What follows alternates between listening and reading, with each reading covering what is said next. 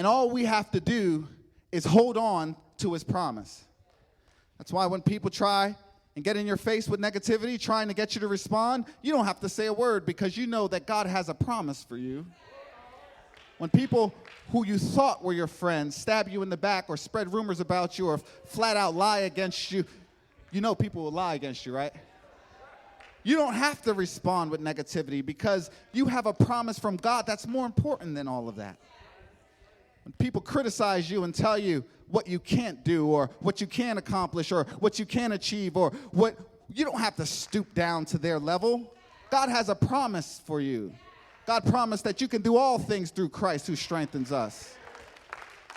So don't let your enemies get you down. God will make your enemies your footstool. Don't let negativity or negative people get you down. Don't let your haters get you down. Don't let stupid, crazy, immature people get you down and lose your witness. When life brings you a stressful situation, you don't have to say anything.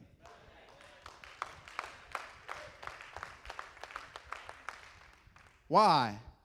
Because you know that God promised you something. Promised that he'd see you through this one. The same God that saw you through the last one is the same God that will see you through this one. The same God who healed you before is the same God who can heal you now.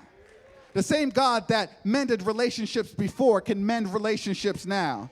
God promised he would take care of you. God promised you would make it through school. God promised he would help you raise those kids. God promised he would heal your body. God promised he would protect your family. God promised to send a godly mate. God promised that he would take care of all your needs according to your riches and glory. So that's why you don't have to respond negatively, because you're standing on his promise.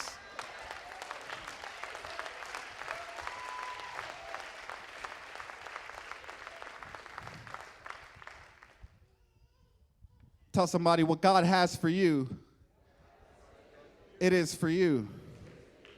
So the only thing you have to say to all those negative Nancys and Debbie Downers who always see the glass half empty in life, tell them to get out of your face, because God promised you something. He promised he was going to heal Jairus' daughter.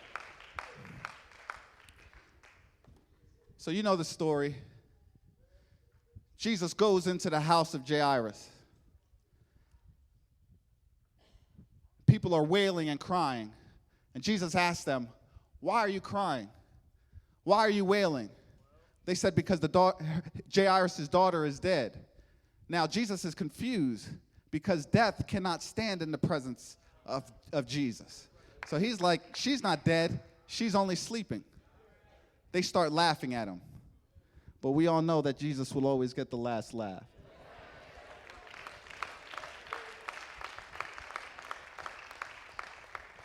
Jesus goes to his daughter, and he tells his daughter to get up.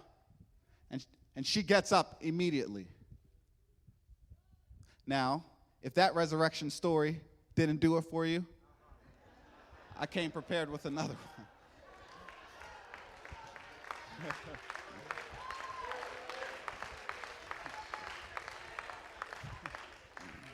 Because the same Jesus who raised her from the dead, he stood in front of the Sanhedrin, and they try to accuse him of sedition.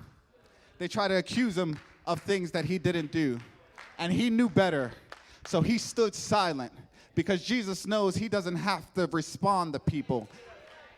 They're going to have to respond to him, because the Bible says that every knee shall bow and every tongue shall confess that Jesus is Lord. So come on, help me to close this sermon. So Jesus, they hung him high. They spread him wide. He hung his head, and then he died. But that's not how the story ends. 3 days later, he rose again. And when he rose with all power in his hand. And the people who were accusing him will now have to face him in judgment. So that's why you don't ever have to respond to your haters. Because when you're in Jesus Christ, you'll get the last laugh. When you're in Jesus Christ, you'll have the last word. So when are you allowed to talk? Now you can talk. When you come into the house with thanksgiving and praises on your lips. Why are you going to have thanksgiving and praises on your lips?